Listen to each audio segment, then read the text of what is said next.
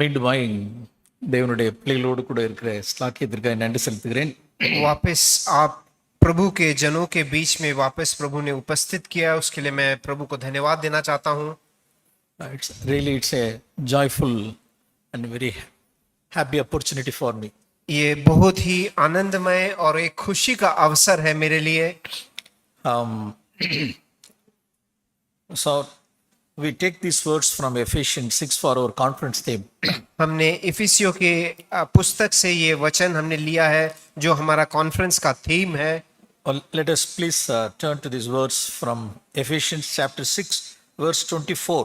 हम इफिसियों की 6वें अध्याय का 24वें वचन की ओर जाएंगे। Please read.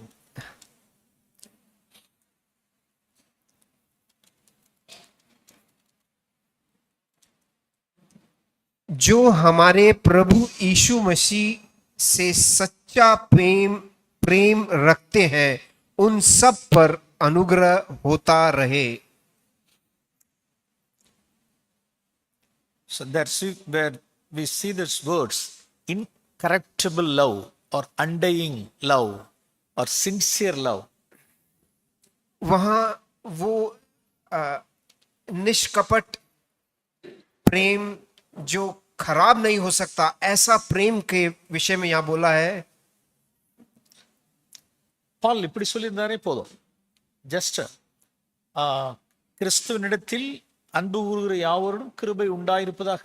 That's enough for him. But he is emphasis that word with incorruptible love. पौलुस इस प्रकार से साधारण रीति में बोल सकता था कि जो मसीह से प्रेम रखते हैं, ऐसे बोल के खत्म कर सकते थे, परंतु उन्होंने यहाँ पे जो लिखा है सच्चा करके लिखा है, जो है जो तोड़ा नहीं जा सकता, जो खराब नहीं हो सकता, ऐसा प्रेम। அப்ப பால் ஒரு காரியத்தை he emphasized. उन्होंने वो यहाँ पे जोर दिया है उस वचन के ऊपर। That means in the last days people's love towards Lord and people one another will be cold. इसका मतलब है कि अंतिम दिनों में प्रभु के साथ का प्रेम और एक दूसरे के बीच का वो प्रेम कम होता जाएगा, इसीलिए ऐसे बोला गया है। So I want to show you one more verse from 1 Corinthians chapter 16. मैं एक और वचन 1 कोरिन्थी 16वें अध्याय से बताना चाहता हूं। Verse 22. 22वां वचन 1 Corinthians chapter 16 verse 22. 1 कोरिन्थी 16 का 22। Ah. हमारा प्रभु आने वाला है। Oh, that's the word. Yes, the Lord is coming. இயேசு கிறிஸ்துவினிடத்தில் we shall be cursed, no? 6:22. ஒருவன் கர்த்தராகிய இயேசு கிறிஸ்துவினிடத்தில் அன்பு கூறாமல் போனால் let him be cursed. 16:22.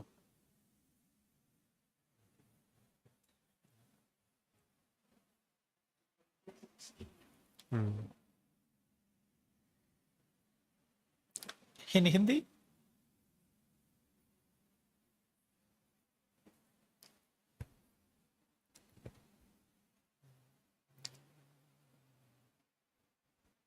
Oh, They have not translated that way. oh, okay. यदि कोई प्रभु से प्रेम ना रखे तो वह श्रापित हो। In which verse? 21 brother. 21. Okay. Yes, ma'am. In Hindi. Okay. So again we read. हम वापस पढ़ेंगे 21वां वचन। मुझ पौलुस का अपने हाथ का लिखा हुआ नमस्कार। यदि कोई प्रभु से प्रेम ना रखे तो वह श्रापित हो। அழியாத அன்புடனே அன்பு கூறுகிறவருடன் கிருபை உண்டாயிருக்கட்டும். ஒருவன் அன்பு கூறாமல் போனால் அவன் சபிக்கப்பட்டவன்.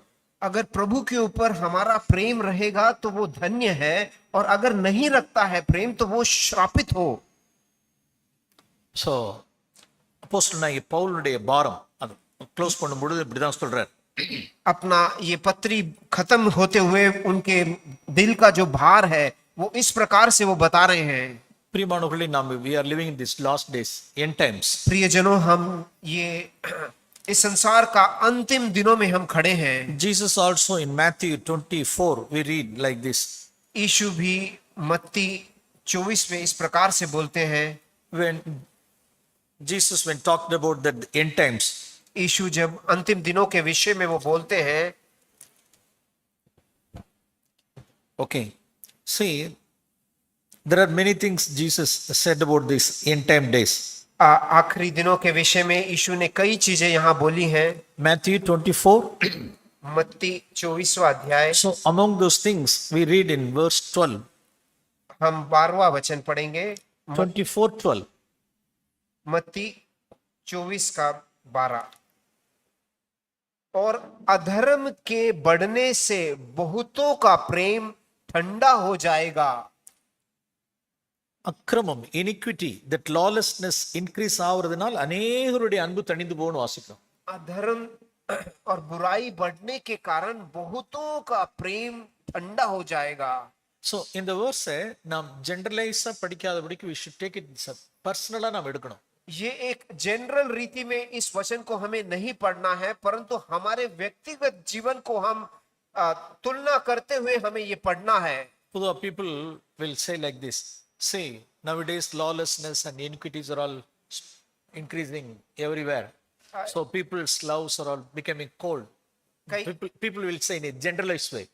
लोग इस प्रकार से एक साधारण रीति में बोलते हैं, हाँ बुराई बढ़ रही है इसलिए सबका प्रेम कम हो रहा है करके एक साधारण रीति में बोलते हैं। No, we should not say like that.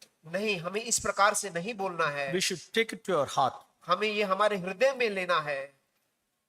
iniquity என்னிடத்தில் increase ஆகும் பொழுது தேவன் மேல உள்ள அன்பு என்ன ஆகும்னா தணிஞ்சு போகும்.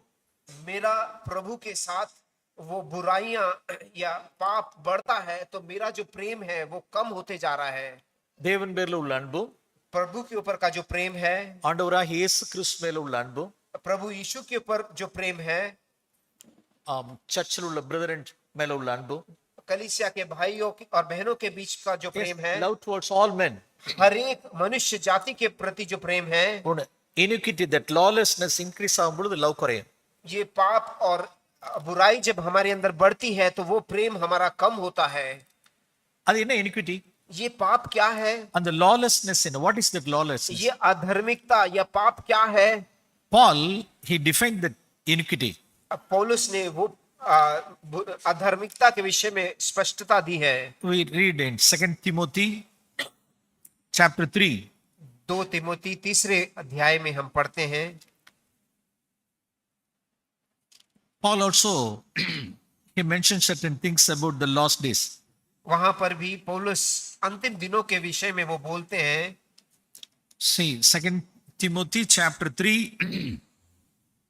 You please read verse 1. पहला वचन पढ़ेंगे। 2 तिमोथी 3 अध्याय का पहला वचन। पर यह जान रख कि अंतिम दिनों में कठिन समय आएगा। கடைசி நாட்கள் கொடிய காலங்கள். आखिरी दिनों में कठिन समय रहेगा। So it will be very difficult to be a Christian in the last days. आखिरी दिनों में एक ख्रिस्ती बनना बहुत मुश्किल है। So from verse 2 and 4 he mentions many things about these things. 2 से 4 तक हम अंदर जाते हैं तो हम उसके विषय में कई चीजें देखते हैं। So among these verses we see 4 kinds of lovers in this verse. यहाँ हम 4 प्रकार के प्रेमियों के विषय में हम देखते हैं। Lovers of self, एक है खुद को प्रेम करने वाले, lovers of money, पैसे का प्रेम करने वाले, in verse 4, चौथे वचन में lovers of pleasure, अपनी इच्छाओं को से प्रेम करने वाले, lovers of God. और परमेश्वर से प्रेम करने वाले। Among these many sins we see the 4 kinds of lovers. इन सारे 4 प्रकार के प्रेम हम यहाँ देखते हैं। Lovers of self, lovers of money, lovers of pleasure. खुद से प्रेम रखने वाले, पैसे से प्रेम रखने वाले और अपनी इच्छाओं से प्रेम रखने वाले। So what is the iniquity? ये पाप क्या है? What is the lawlessness? ये बुराई क्या है? ये अधर्मिकता क्या है? Self love, खुद का प्रेम मतलब the क्या है? love of money, पैसे का प्रेम क्या the है? love of pleasure. और खुद की इच्छाओं को प्रसन्न करना क्या है? So these are all the things. These are all the constitutes the lawlessness. ये सारी वो बुराइयों को दिखाता है। So these are all things which are against the love of God. ये सारी चीजें हैं जो परमेश्वर के प्रेम के विरोध में है।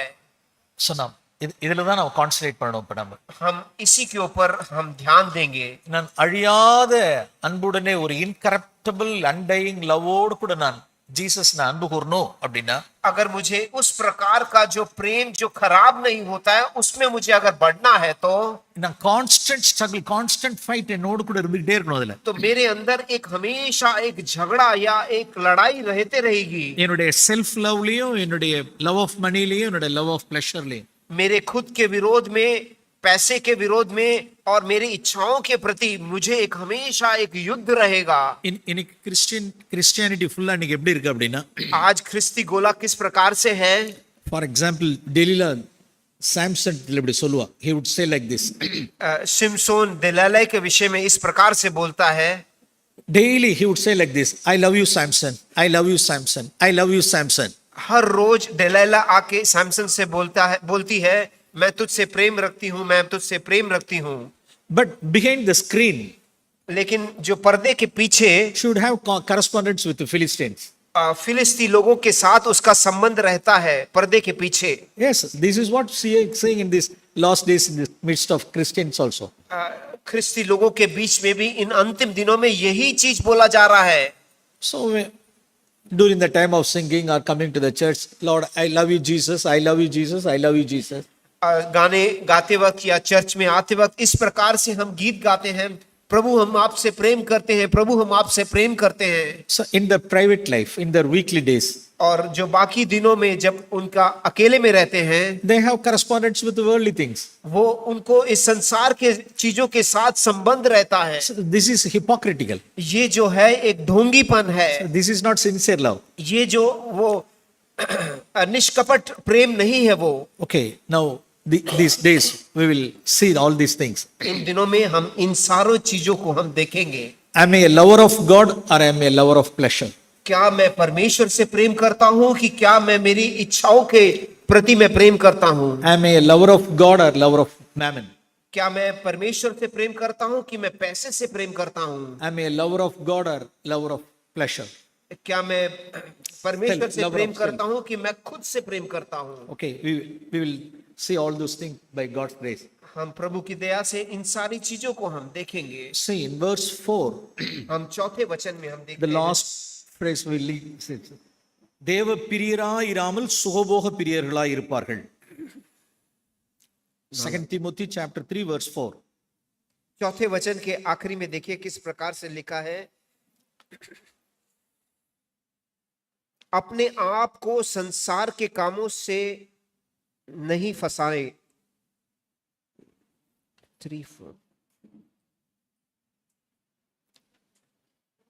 Sorry 2 Timothy chapter 3 verse 4 and 5. Please read. That's a form of godliness, no? विश्वासघाती, ढीठ, घमंडी और परमेश्वर के नहीं वरन सुख विलास ही के चाहने वाले लोग। Yes, தேவ பிரியராய் இராமல் சுகபோக பிரியர்களாய் இருப்பார்கள். परमेश्वर से नहीं वरन सुख विलास ही के चाहने वाले लोग। But they will have the form of godliness. परंतु उनको एक स्वरूप रहेगा दैविकता का। They will deny the power. वो दैविकता का जो शक्ति है उसको नहीं वो जानते हैं। இப்படிப்பட்டவர்களை விட்டு நீ விலகுன்னு சொல்லப்பட்டிருக்கு. ऐसे लोग से तू हटकर निकल जा। இதான் லாஸ்ட் டேஸ்னுடைய காரியங்கள். यही आखिरी दिनों के चिन्ह हैं। Form of godliness. ये एक दैविकता का एक स्वरूप है। For example, you take एक उदाहरण के लिए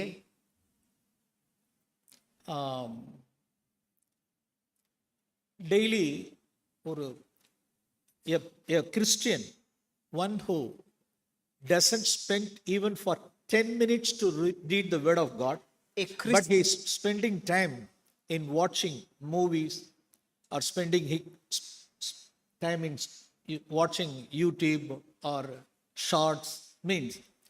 So very clearly we can say him face to face, he is a lover of pleasure.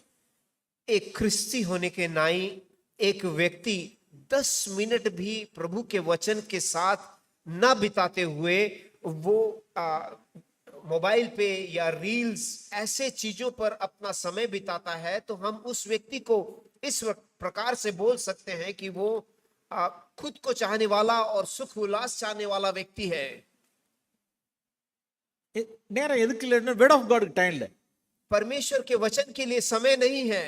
இன்னைக்கு டெய்லி டிவோஷன்ஸ், நிறைய டெய்லி டிவோஷன்ஸ் வருது இன்னைக்கு. अभी प्रतिदिन के मैसेजेस बहुत सारे आ रहे हैं, डेली डिवोशन இன் அவர் ரீஜனல் லாங்குவேஜஸ்ல வருது இன்னைக்கு. हर एक भाषा में अभी आ रहा है। ஒரு 15 மினிட்ஸ் 10 மினிட்ஸ் அவங்களுக்கு டைம் ஸ்பெண்ட் பண்றதுக்கு டைம் இல்லை. एक 10 मिनट 15 मिनट उसको सुनने के लिए समय नहीं है।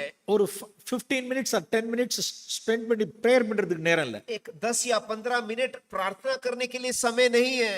வேர்ட் ஆஃப் காட்ல டைம் இல்லை. प्रभु का वचन पढ़ने के लिए समय नहीं है। பட் எதுக்கு டைம் இருக்கு அப்படின்னா, और किसके लिए समय है? ஃபார் வாட்சிங் ஆல் டர்ட்டி ஃபில்த்தி திங்ஸ்க்கு டைம் இருக்கு. हर एक बुरी चीजें जो वीडियो के रीति में आता है वो देखने के लिए हमारे पास समय है। இப்போ இவர்களை நாம் என்ன சொல்லுவோம்? इन लोगों को हम क्या बोलेंगे? Lover of pleasures. ये सुख उल्लास चाहने वाले लोग हैं। They are not lovers of God. वो परमेश्वर से प्रेम करने वाले नहीं है। But Sundays they will come and attend the church and they will sing songs. परंतु रविवार को वो आएंगे, गाना गाएंगे और अटेंड करेंगे। இதுதான் ஃபார்ம் ஆஃப் காட்லினஸ் நம்ம சொல்றோம். यही है एक बाहरी रूप से एक दैविकता का एक स्वरूप। So my dear, especially young brothers, विशेष करके जवान भाइयों, நம்ம இந்த நாட்கள்ல கொடிய காலத்துல இருக்கோம். நம்ம हम इस आखिरी समय में एकदम एक प्रयास के समय में है। full of pleasures இன்னைக்கு ஃபுல்லா இன்னைக்கு ஸ்ப்ரெட் ஆயிருக்கு இன்னைக்கு இடத்துல. हर जगह हर एक जगह सुख विलास का ही चीजें लगी हुई हैं। நம் லவர் ஆஃப் காடா இருந்தா, अगर हम परमेश्वर से प्रेम करने वाले रहेंगे, நம்மளுடைய we can get pleasure in certain things. तो हम कुछ चीजों में हम अपना आनंद ले सकते हैं। வேர்ட் ஆஃப் காட் இப்படி காண்பிக்குது. இப்படி ये चीजें परमेश्वर का वचन हमें दिखाता है। just I want to show you 3 verses. मैं कुछ वचन दिखाना चाहता हूँ। So, real true pleasure, eternal pleasure is in his presence.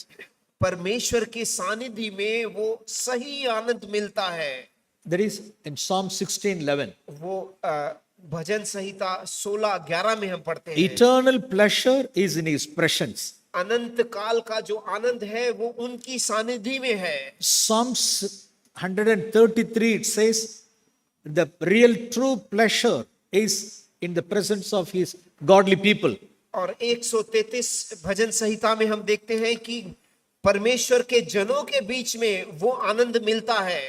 In Psalm 119 shows and gives pleasure in certain things. और वो भी कुछ चीजों में हमें वो आनंद दिखाता है।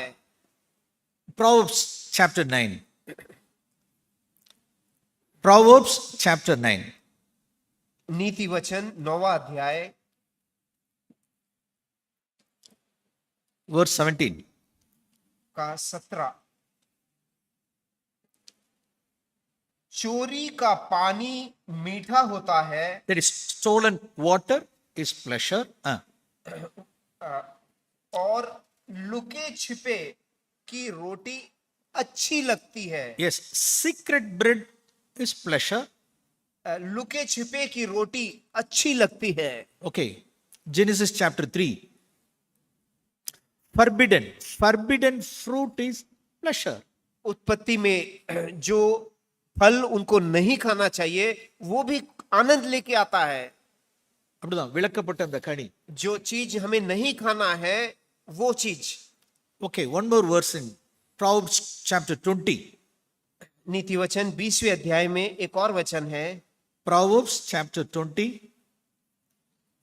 20वां अध्याय verse 17. 17वां वचन। चोरी Deceitful food, deceitful bread is pleasure. चोरी छिपे की रोटी मनुष्य को मीठी ही लगती है। See, இப்படிதான் சாட்டன் எதெல்லாம் அவன் pleasure காண்பிக்கிறான் அப்படின்னா, किस प्रकार से शैतान कौन कौन सी चीजों में ऐसे हमें खुशी दिलाता है। stolen waterல, वो है चोरी किया हुआ पानी, secret breadல, वो छिपा हुआ रोटी, deceitful foodல, वो दुष्ट खाने में, forbidden fruitல. जो चीज हमें नहीं खानी चाहिए उन चीजों में। Yes, இதுக்கு பின்னால இருக்கக்கூடியதான consequences அவன் காண்பிக்கிறது இல்ல.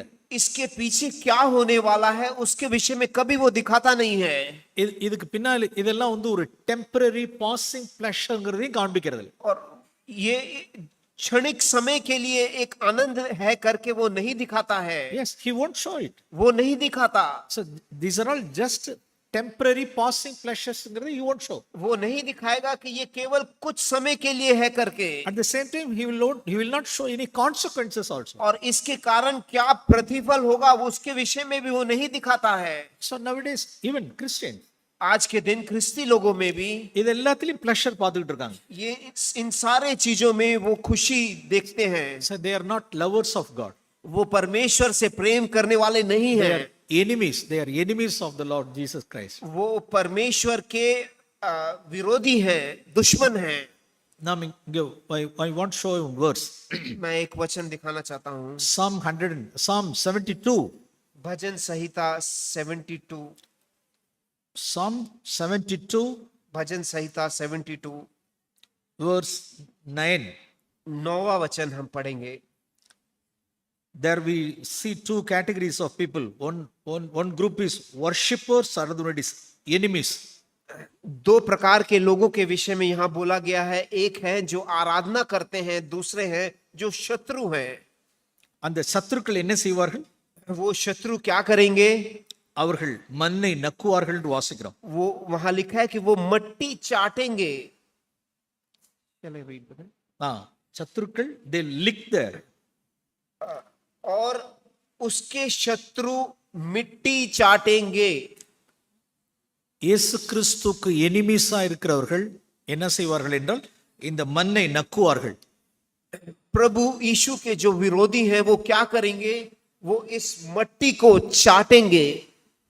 எஸ், அந்தரங்கத்தில் சீக்ரெட்ல போர்னோ பார்க்கிறவர்கள், जो एकदम छुपे हुए उनके व्यक्तिगत जीवन में वो जो अश्लील चित्र हैं वो देखते हैं, டர்ட்டி ஃபில்த்தி மூவிஸ் பார்க்கிறவர்கள், और जो बुरे अश्लील मूवीज हैं वो देखते हैं, ஆர் மாஸ்டர்பேஷன்ல இண்டல்ஜ் ஆகிறவர்கள், और शरीर की अभिलाषाओं को पूरी करते हैं जैसे मास्टरबेशन, அல்லது ஹோமோசெக்சுவல் அல்லது கேல லெஸ்பியன்ஸ்ல இண்டல்ஜ் ஆகிறவர்கள், पुरुष और स्त्री और स्त्री ऐसे संबंधों में बढ़ना, சீக்ரெட் சின்ஸ் செக்சுவல் சின்ஸ்ல இம்மாரல் சிக்ஸ்ல இண்டல்ஜ் ஆகிறவர்கள், इस प्रकार के गैर संबंधों में जुड़ जाना, लैंगिक संबंध में, வைஃப்க்கு உண்மை இல்லாதவர்கள், अपने पत्नी के साथ एक बराबर नहीं है, अच्छाई नहीं है, இவர்கள் எல்லாம் யார் அப்படின்னா இவர்கள் எல்லாம் மண்ணை நக்குகிறவர்கள்.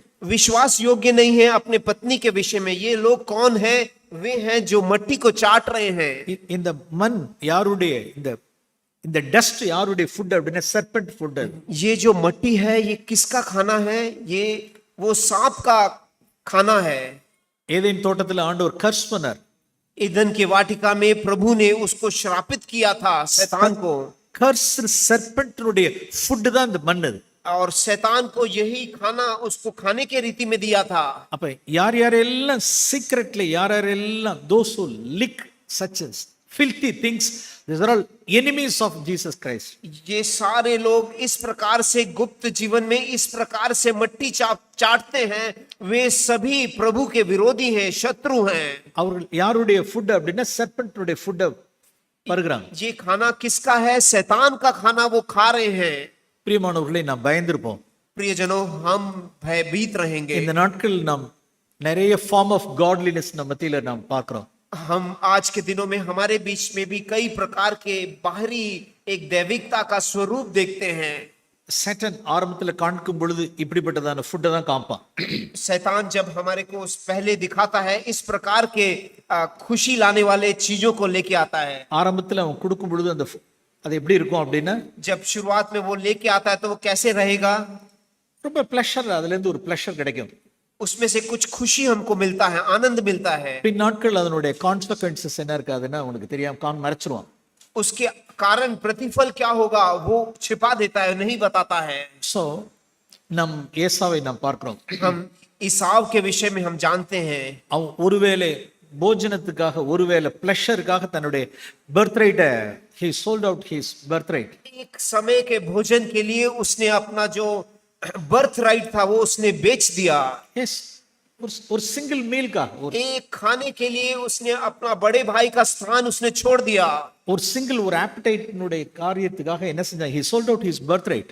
वो एक समय का खाने के लिए उसने अपने बड़े पुत्र का वो स्थान छोड़ दिया।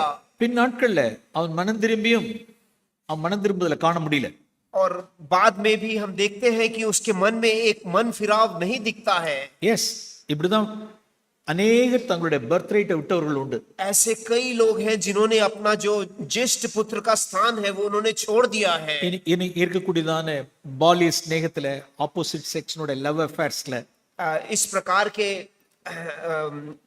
लड़का लड़की के वो संबंधों में even born again Christians, even baptized Christians, नया जन्म पाए हुए बपतिस्मा लिए हुए ख्रिस्ती भाइयों के बीच में, बहनों के बीच में, those who made covenant with the God in the baptism after getting baptized, the born again experience, नया जन्म होने के बाद उन्होंने नए करार के हिसाब से उन्होंने बपतिस्मा लिया है। ये सब करने के पश्चात भी some worldly boys and girls ஓட கூட உண்டான அஃபேர்ல மிங்கிள் ஆகி इस संसार के भाइयों और बहनों के साथ मिलकर एक अफेयर में पड़ जाते हैं। ஈவன் அவங்களுடைய பர்த்ரைட்டை ஏசா விட்டது போல और अपना जो ज्येष्ठ पुत्र का स्थान है वो जिस प्रकार से ईसाव ने छोड़ दिया था, இயேசு கிறிஸ்துனுடைய அன்பை டினை பண்ணி போனவங்களும் உண்டு. और प्रभु का जो प्रेम है उसको छोड़ के वो संसार के पीछे निकल गए, ऐसे लोग हैं। சோ இப்படிப்பட்டதான லாஸ்ட் டேஸ்ல தான் நம்ம இன்னைக்கு இருக்கோம். இன்னைக்கு ऐसे सारे अवस्थाओं के बीच में हम ये आखिरी दिनों में खड़े हैं। சோ சாத்தானுடைய ஒரு காரியம் என்னன்னா இப்படிப்பட்டதான டிசிட்ஃபுல் ஃபுட் அல்லது ஃபர்பிடன் ஃப்ரூட் அல்லது ஸ்டோலன் வாட்டர் இந்த சீக்ரெட் பிரெட்டை காண்பிச்சு பிளஷரை காண்பிச்சு என்ன செஞ்சார், என்ன பறிச்சிடறான். आज के दिन भी इसी प्रकार से छिपा हुआ रोटी, चोरी का खाना, इन चीजों को दिखाकर हमें वंचित करना चाहता है। ஒரு எக்ஸாம்பிளை நான் காண்பிக்க விரும்புகிறேன். मैं एक उदाहरण आपको दिखाना चाहता हूं। Okay, see about Reuben. मैं रूबेन के विषय में मैं एक जेनेसिस चैप्टर 49. उत्पत्ति 49 में हम जाएंगे। जेनेसिस चैप्टर 49 उत्पत्ति 49 verse 3 and 4. 3 और 4 49 3 और 4 அவனை குறித்து நான் வாசிக்கிறோம். यहाँ रूबेन के विषय में हम पढ़ते हैं। verse 4 ல வாசிக்கிறோம். हम चौथे वचन में पढ़ते हैं। some sort of turbulence was in him. उनके अंदर कुछ ऐसे टर्बुलेंस था, उनका मन अशांत था। அதாவது தன்னுடைய தகப்பனுடைய மஞ்சத்தில் தீட்டுப்படுத்துறதுக்கு ஒரு டர்புலன்ஸ் இருந்துகிட்டே இருந்துச்சு அவனுக்கு. தன்னுடைய just he had some fear whether to defile his father's bed or not. उनके मन में एक डर था कि मैं मेरे पिताजी के पलंग को मैं बुरा ना करूं, खराब ना करूं। You please read verse 4. हम चौथा वचन पढ़ेंगे। Genesis chapter 49 verse 4. उत्पत्ति 49 का चौथा वचन। हाँ, तू जो जल की नाई उबलने वाला है, क्योंकि औरों से श्रेष्ठ ना ठहरेगा, क्योंकि तूने अपने पिता की खाट पर चढ़ा, तब तूने उसको अशुद्ध किया, वह मेरे बिछौने पर चढ़ गया। அது என்ன தண்ணீரை போல தளம்பினவன். वहां क्या लिखा हुआ देखिए, किस प्रकार से वो ஒரு மைண்ட்ல என்ன இருக்கு அப்படின்னா, ஒரு மைண்ட்ல வந்து so is serious thing, it's a serious crime அப்படிங்கிற ஒரு தாட். एक जगह पर उसके मन में इस प्रकार से था कि मैं कुछ गलत कर रहा हूं, ये कुछ बड़ा गलत है।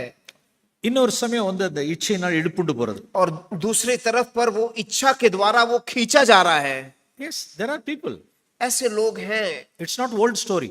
ये पुरानी कथा नहीं है। Even now, आज भी ஒர்க் ஸ்பாட்ல काम के जगह पर, அல்லது ஆபீஸ்ல இருக்கிற இடங்கள்ல, ऑफिस की जगहों पर, அல்லது கல்லூரியில, या स्कूल में हो, அல்லது ஹாஸ்டல்ஸ்ல இருக்கிற இடத்துல या हॉस्टल में हो, ஒன்றை பார்க்கிறதுக்கு, कुछ देखने के लिए, ஒன்றை ஒரு காரியத்தை தொடர்றதுக்கு, कुछ छूने के लिए, இதெல்லாம் ஒரு விதமான ஒரு டர்புலன்ஸ் இருந்துகிட்டே இருக்கிறது. इस प्रकार से एक अशांतता हमेशा रहेगा।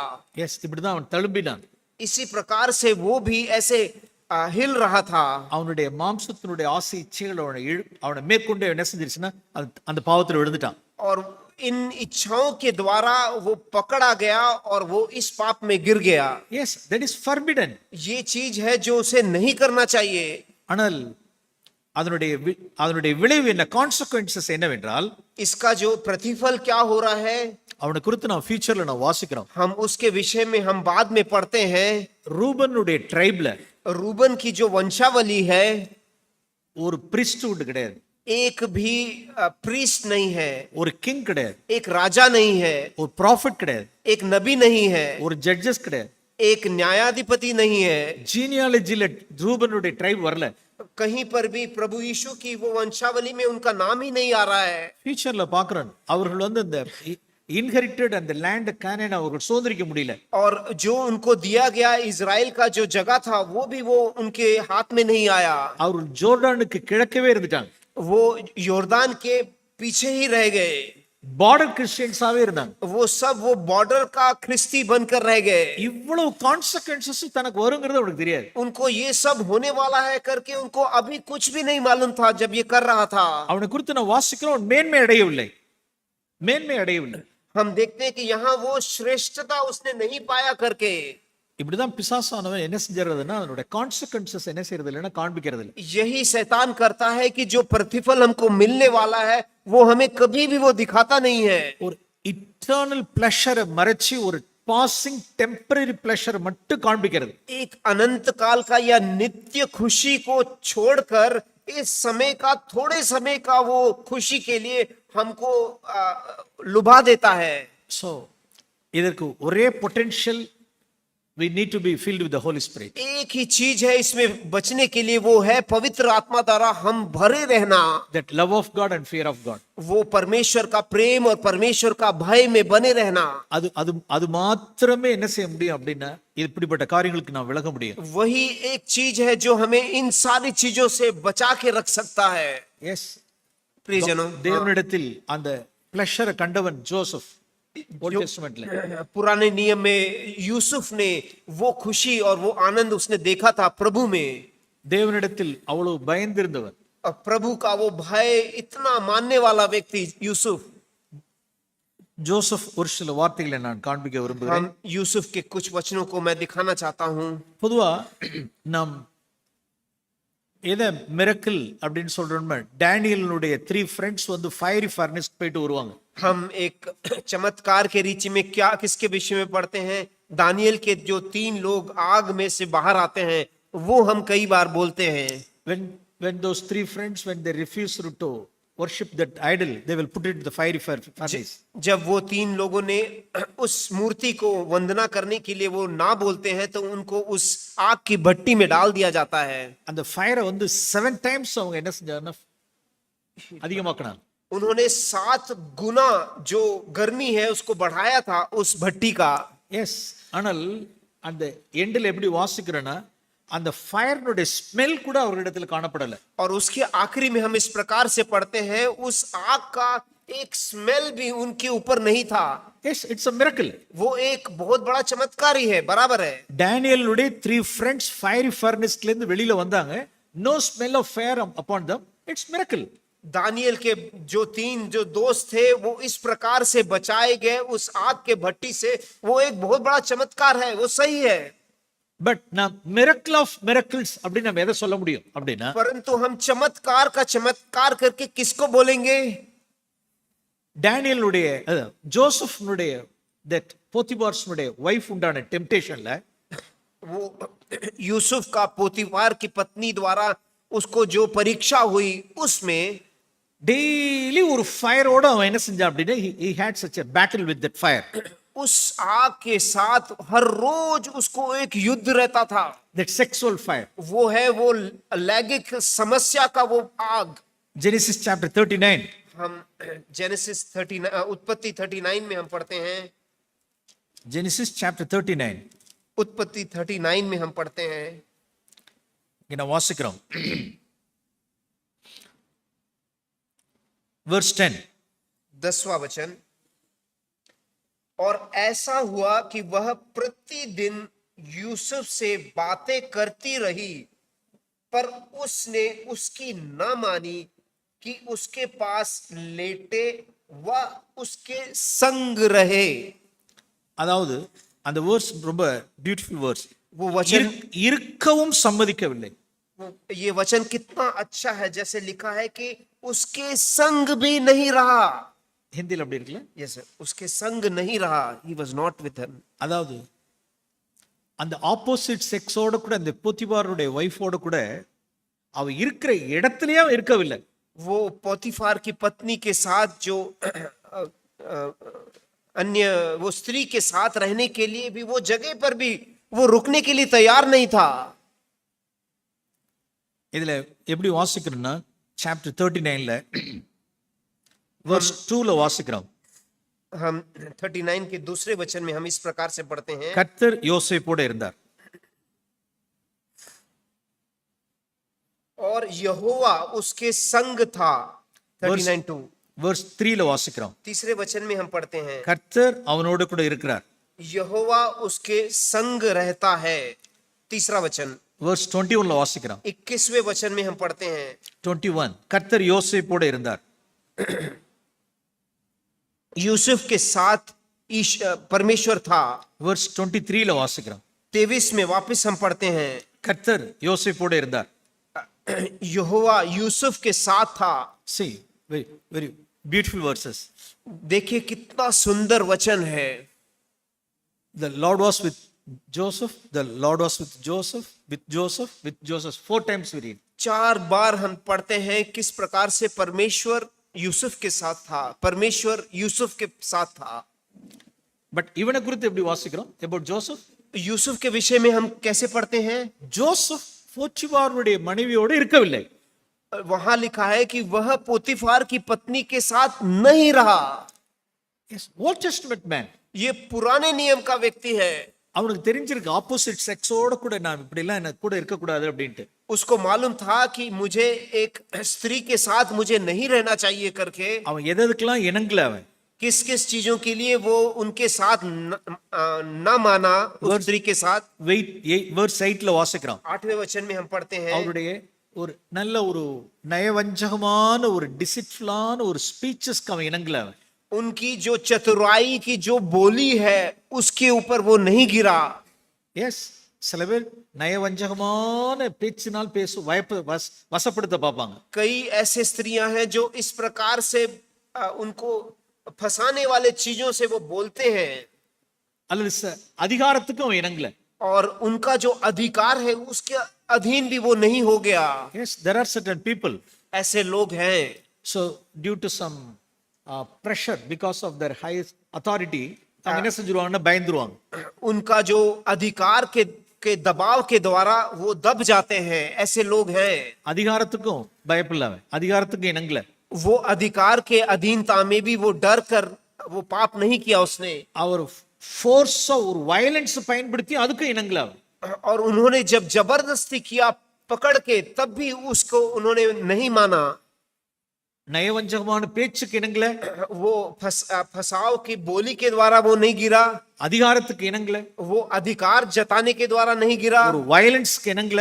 एक पकड़ा पकड़ी में भी वो नहीं अपने आप को छोड़ा। எஸ், அவனை டிரைவ் பண்ணது எது அப்படின்னா, उनको अंदर से क्या चीज था जो उनको इस रीति से उनको लेके जा रहा था? Love of God and fear of God. वो था परमेश्वर का प्रेम और परमेश्वर का भय। எஸ், हाँ भाइयों, அவனுடைய ஹோலினஸ் என்ன சொல்லுவோம்? उनकी जो पवित्रता कैसी है, காஸ்ட்லி ஹோலினஸ். वो बहुत ही कीमती है। அவனுடைய வர்ஷிப் என்ன சொல்லுவோம்? उनकी आराधना जो है காஸ்ட்லி வர்ஷிப். वो बहुत ही कीमती है। Costly holiness. वो जो धार्मिकता है वो बहुत कीमती है। Yes, for that costly holiness he paid the price. और उस कीमती चीज को पाने के लिए उसने कई चीजें खोई। So more than 10 years prison. 10 साल उनको कारागृह में जाना पड़ा। Such a costly holiness. इतना महंगा था उनके लिए वो उनकी पवित्रता। அவனை டிரைவ் பண்ணது love of God and fear of God. उनका जो अंदर से जो चीज उनको लेके जा रही थी वो थी परमेश्वर का प्रेम और परमेश्वर का भय। அந்த வயலன்ஸ்ல அவனுடைய ட்ரெஸ் கார்மெண்ட்ஸை விட்டுட்டு ஓடினான் அவன். वो उस युद्ध में उसने अपना कपड़े को वहां छोड़कर वो भाग निकला। டெய்லி தட் ஆப்போசிட் செக்ஸோட கூடதான அந்த செக்ஸுவல் ஃபயரோட கூட உண்டான ஸ்ட்ரகிளில் वो हर रोज वो स्त्री के साथ जो लैंगिक संबंध का जो आग है उसके विरोध में கொஞ்சம் கூட டேமேஜ் ஆகல. कभी भी वो आग से वो जला नहीं। இப்ப நாம என்ன சொல்லுவோம்? इससे हम क्या बोलेंगे? பிரியமானவர்களே, எது மிரக்கல்? प्रियजनों, क्या है वो चमत्कार? எஸ், டேனியல்ஸ்னுடைய 3 फ्रेंड्स ஃபயரி ஃபர்னஸ்ல இருந்து வெளியில வந்தாங்க. दानियल के 3 दोस्तों को वो आग के भट्टी से निकाला गया। அந்த ஃபயர் அவர்களை டேமேஜ் பண்ணல. वो आग ने उनको नष्ट नहीं किया। ஓகே, हाँ जी। ஜோசப் ஒரு ஃபயர்ல இருந்து வெளியில வந்தார். यूसुफ भी इसी प्रकार के एक आग से बाहर आया। எஸ், हाँ जी। நாம எதை மிரக்கல்னு சொல்லணும்? किसको हमें चमत्कार करके बोलना है? Yes, I would say this is the miracle of miracle. मैं बोलूंगा यही है वो चमत्कार का चमत्कार। New covenant spirit but old covenant man. ये नए करार का एक आत्मा और पुराने करार का व्यक्ति। ஓல்ட் டெஸ்டமென்ட்ல இருந்தா அவன், ये पुराने नियम में जीने वाला व्यक्ति, but he has such a good spirit. परंतु उसके अंदर वो इच्छा थी। நியூ கோவெனன்ட் ஸ்பிரிட் உள்ள மேன் ஓல்ட் டெஸ்டமென்ட்ல வாழ்ந்திருக்கான். वो नए करार की आत्मा वाला व्यक्ति पुराने नियम में जीता था।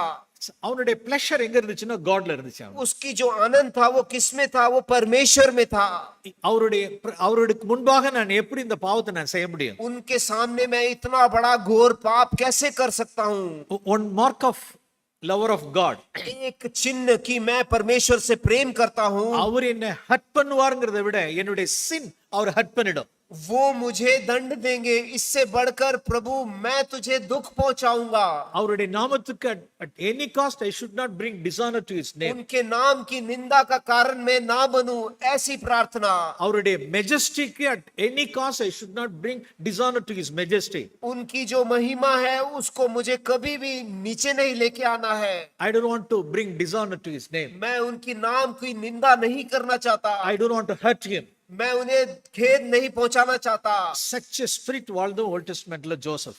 ऐसी एक आत्मा के साथ जीने वाला व्यक्ति था Yusuf. So he found pleasure in God. वो उन्होंने अपना आनंद परमेश्वर में पाया। பிரியமானவர்களே, प्रियजनों, so இந்த லாஸ்ட் டேஸ்ல நாம இருக்கோம். நம்ம हम इन आखिरी दिनों में हम हैं। நிறைய the stolen வாட்டரையும் சீக்ரெட் பிரெட்டையும் ஃபர்பிடன் ஃப்ரூட்டையும் இன்னைக்கு பிசாசான இதுதான் பிளஷர்னு காண்பிச்சுக்கிட்டு இருக்கான். आज शैतान किस प्रकार से चोरी से मिला हुआ खाना, पानी और जो चीज नहीं खानी चाहिए उन चीजों को दिखा के हमें फंसाना चाहता है। जेम्स चैप्टर 1 हम याकूब का पहला अध्याय में पढ़ते हैं, वर्स 12. 12वां वचन। जेम्स 1:12.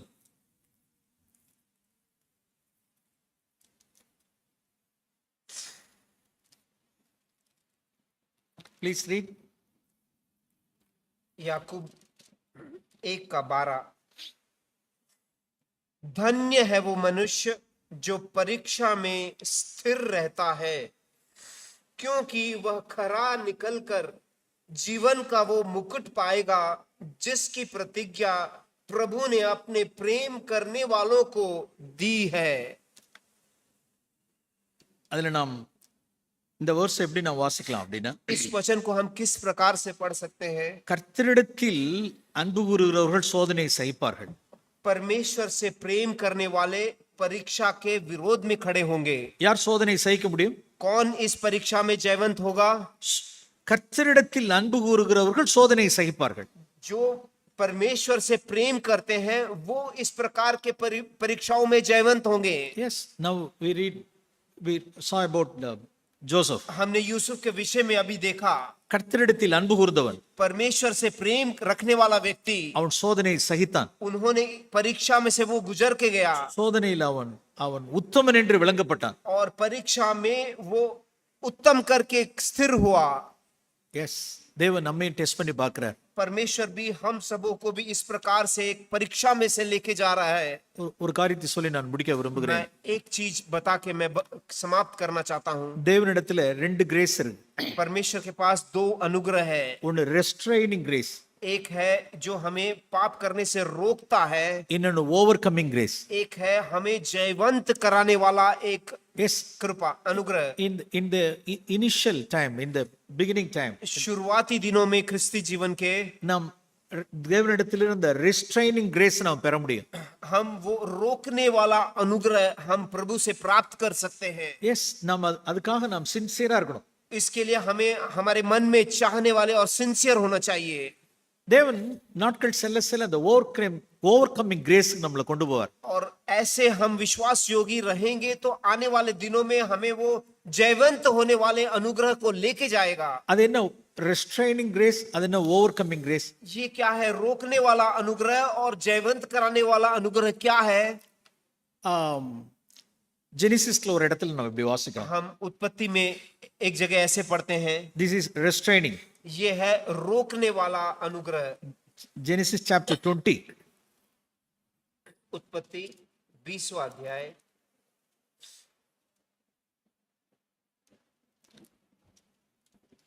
அந்த பிலிஸ்டின்ஸ்னுடைய அபிமெலேக் சாராளை கிட்னாப் பண்ணி கொண்டு வந்து பேலஸ்ல வச்சிருந்திருப்பான். वो फिलिस्तियों का राजा अबीमेलेक ने वो अब्राहम की पत्नी सारा को पकड़ के अपने महल में लेके आया हुआ है। verse 6ல வாசிக்கிறோம். 6वें वचन में हम इस प्रकार से पढ़ते हैं, ப்ளீஸ் ரீட். परमेश्वर ने उससे उत्पत्ति 20वां अध्याय का 6वां वचन, परमेश्वर ने उससे स्वप्न में कहा, हाँ मैं भी जानता हूं कि अपने मन की खराई से तूने यह काम किया है और मैंने तुझे रोक भी रखा कि तू मेरे विरोध पाप न करे, इसी कारण मैंने तुझको उसे छूने नहीं दिया। நீ எனக்கு விரோதமாய் பாவம் செய்யாதபடிக்கு உன்னை நான் தடுத்தேன். तू मेरे विरोध में पाप न करे करके मैंने तुझे रोका। Yes, restraining grace. அது ये है वो रोकने वाला अनुग्रह। தேவனே தடுக்கிறது, தேவனே தடுக்கிறது. परमेश्वर ही हमें रोक रहा है पाप அவருடைய करने से, அவருடைய உத்தமத்தின் நிமித்தம். उनकी वो भलाई के कारण, सच्चाई के कारण। எஸ், சில சூழ்நிலைகள்ல நமக்கு அப்படி இருக்கும். ऐसे कई अवस्थाओं में हम भी गुजर के जा सकते हैं। ஆண்டவரே எனக்கு பலன் இல்ல, प्रभु मेरे अंदर वो बल नहीं है, நான் விழுந்தாலும் விழுந்துருவேன், प्रभु अगर शायद हो तो मैं गिर भी जाऊं, இந்த சோதனையில நான் விழுந்துடக்கூடாது, प्रभु इस परीक्षा में मैं ना गिरूं, प्रभु என்னை காத்துக்கொள்ளுங்க. प्रभु मुझे बचाइए। எஸ், தேவன் அப்படிப்பட்டவர்களுக்கு உதவி செய்ய உண்மை உள்ளவரா இருக்கிறார். प्रभु इन ऐसे लोगों को बचाने के लिए वो तत्पर है और योग्य है। இதை என்ன சொல்லலாம் அது அப்படின்னா, ये हम किस प्रकार से बोलेंगे? நான் ஒரு ஆர்டிகிள் பிரதருடைய about our beloved brother ஜாக்போனை குறித்து ஒரு ஆர்டிகிள் நான் படிச்சிருக்கேன். அவரை குறித்து मैं भाई जैक के विषय में एक आर्टिकल मैंने इस प्रकार से पढ़ा है। அதாவது ஸ்மால் டேஸ் பிகினிங்ஸ்ல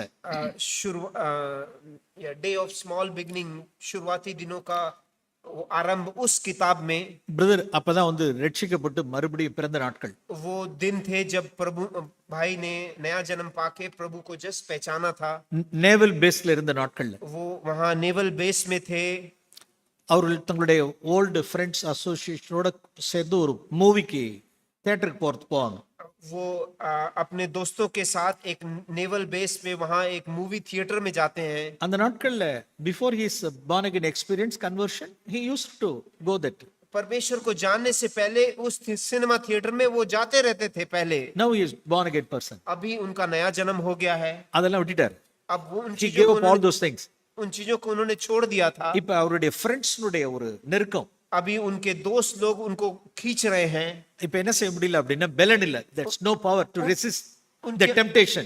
उनके अंदर वो बल नहीं है कि उनको बोले नहीं करके, என்னால sorry I cannot come with you, I cannot come to the theater அப்படின்னு சொல்றதுக்கு என்ன இல்ல அப்படின்னா பலன் இல்ல. उनके पास जाके मैं नहीं आ सकता हूँ मेरे दोस्तों करके बोलने के लिए उनके पास वो बल नहीं है। இப்ப when they were going to the theater on the way, तो वो रास्ते में जब वो थिएटर को जा रहे थे दोस्तों के he साथ, prayed in his heart, उन्होंने अंदर ही अंदर ये प्रार्थना किया, Lord help me, प्रभु मुझ पर दया कीजिए, मुझे मदद कीजिए। I don't want to do this, प्रभु मैं ये नहीं करना चाहता हूँ, but I don't have power to resist this things. इन चीजों के विरोध में खड़े होने के लिए मेरे पास बल नहीं है प्रभु। இது நீங்க படிச்சிருந்துக்கலாம் அந்த காரியத்தை. शायद इन चीजों को आपने पढ़ा होगा उस पुस्तक में, அவருடைய தன்னுடைய இதுல எழுதியிருக்காரு. उस बुक में लिखा हुआ है। So what happened? और आखिरी में क्या हुआ? அந்த அந்த நேவல் பேஸ்ல உள்ளதான தியேட்டர்ல இந்த ரீல் பெட்டி வராதனால அன்னைக்கு that was cancelled. वो नेवल बेस के थिएटर में उस समय का जो रील रहता था वो आया नहीं था, उस कारण वो जो मूवी था वो कैंसिल हो गया। See, the Lord answered his prayer, his inner longing. परमेश्वर ने उनके अंदर से जो उनकी आग्रह थी वो प्रभु ने पूरा किया। Okay, இதை நம்ம என்ன சொல்லலாம் அப்படின்னா, ये हम क्या बोल सकते हैं इस उदाहरण के द्वारा? that is restraining grace. वो है रोकने वाला अनुग्रह। அப்ப the Holy Spirit convicted him. तो पवित्र आत्मा ने उनसे बातें की, This time I helped you. इस बार मैंने तुझे मदद किया, Next time अगली बार you have to तुझे खुद से स्वयं से say no to the तुझे your friends अपने दोस्तों को बोलना है नहीं करके, by the power of the Holy Spirit. पवित्र आत्मा के बल के द्वारा। So that is overcoming grace. वो है जयवंत होने वाला अनुग्रह। So in Genesis 20 हम उत्पत्ति 20 में देखिए क्या पढ़ा हमने। நாம் பாவம் செய்யாதபடி கர்த்தர் தடுத்தார். ना प्रभु के विरोध में पाप ना करके प्रभु ने उनको रोका। उस राजा को நான் எப்படி தடுத்திருப்பார் நினைக்கிறேன். किस प्रकार से उन्होंने रोका होगा, मैं ऐसे सोच रहा हूँ। ஏதாவது அவனுக்கு என்ன ஆயிருக்கும் அப்படின்னா பிசிக்கல் இல்னஸ் வந்திருக்கும் நினைக்கிறேன். मैं सोच रहा हूँ कि उनको शायद शरीर में कोई निर्बलता आ गया होगा। It may be some piles problem. शायद उनको पाइल्स का प्रॉब्लम आ गया हो। ஏதோ some physical illnessனால कुछ शारीरिक में कुछ दर्द होने के कारण தேவன் தடுத்திருந்திருக்கலாம். परमेश्वर ने उनको रोका। But in the case of Joseph, परंतु यूसुफ के विषय में தேவன் அவனை அப்படி விட்டுட்டார். அவனை परमेश्वर ने यूसुफ को वैसा ही छोड़ दिया। யாருமே அங்க கிடையாது. वहां कोई नहीं है उनके साथ। போத்திபார் வெளியில அவுட் ஆஃப் ஸ்டேஷன். पोतीफार जो है वो अन्य दूसरे देश में गया हुआ है அவங்களுடைய பேலஸ்ல யாருமே கிடையாது. और उनके पैलेस में कोई भी नहीं है அவ வந்து அவளை வயலன்ஸ் பண்றா. और वो आके उनको जबरदस्ती कर रही है। அப்ப அந்த இடத்துல उस जगह पर அவன் எப்படி அந்த டெம்ப்டேஷனை என்டியூர் பண்ணான்? उस परीक्षा को किस प्रकार से वो जय प्राप्त किया? One who loves the Lord, वह व्यक्ति जो परमेश्वर से प्रेम करता है, one who fears him, जो परमेश्वर का भय मानता है, அவர்கள் மாத்திரம்தான் அந்த டெம்ப்டேஷனை என்டியூர் பண்ண முடியும். ऐसे लोग ही हैं जो परीक्षा के विरोध में खड़े हो सकते हैं। This is what I say. That's a new covenant spirit, that old covenant man. यही मैं बोल रहा था कि नए करार का आत्मा वाला व्यक्ति जो पुराने करार में जीता था, The overcoming grace. ये है वो जयवंत होने वाला अनुग्रह। In the beginning, it's initial days, beginning days, okay, that's restraining. शुरुआत के दिनों में वो सही है, रोकने वाला अनुग्रह। We may avoid, हम शायद उसमें से बच निकलने का प्रयास we may करें। run certain things, हम कुछ चीजें we may run from that place. हम उस जगह से भाग के निकल रहे हो। There are certain situations. ऐसे कई अवस्थाएं हमारे जीवन में आती हैं। We have to resist sin उन जगहों पर हमें वो विरोध करना है with the power of the Holy Spirit, पवित्र आत्मा के बल के द्वारा, with the love of God and fear of God. परमेश्वर का भय और परमेश्वर के प्रेम के द्वारा। So, my beloved, these are all the days of evil, प्रियजनों, ये आखिरी बुराइयों का समय है। full of evil is going on everywhere. पूरी बुराई से हर जगह भरी हुई है। Slowly creeping even into our youngsters also. धीरे धीरे अंदर भी कलीसिया में हमारे जवान भाइयों को भी पकड़ रहे हैं। கர்த்தர் தாமே அப்படிப்பட்டதான தேவ அன்பினால் நம்மளை நிரப்புவாராக. परमेश्वरी हमें वो परमेश्वर का प्रेम के द्वारा हमें भरेगा। ஒரு காலம் நம்மளுடைய அன்பு அவியாதபடிக்கு நாம் பார்த்துக்கொள்றோம். हमारा वो प्रेम है, कभी भी वो खराब ना हो, कम ना हो, वैसे हम अपने आप को संभालेंगे। தேவ பக்தியினுடைய ஃபார்ம் ஆஃப் காட்லினஸ் நாம் வெறுப்போம். वो बाहरी रूप का दैविकता का स्वरूप से हम विरोध करेंगे। Okay, you please pray. हम प्रार्थना करेंगे। हमारे अच्छे पिता, आप हमसे बातें करते हो ताकि हम प्रभु आपकी ओर फिरे। प्रभु यस प्रभु, आप हमको सारी चीजें दे चुके हो ताकि हम एक उच्च जीवन जिए। प्रभु इसलिए आप हमसे बातें करते हो और आप हमें वापस बार बार हमें प्रोत्साहित करते हो। प्रभु उसके लिए हम धन्यवाद देते हैं। हम प्रार्थना करते हैं कि हमने जो सुना है प्रभु वो हमारे हृदय में बैठकर आपके विरोध में पाप करने से प्रभु हम प्रभु का भय और प्रभु का प्रेम में बढ़ने के लिए आज और आने वाले दिनों में आप हमें मदद और सहायता करोगे। सब कुछ प्रभु यीशु के नाम में हम प्रार्थना करते हैं। ஆமென்.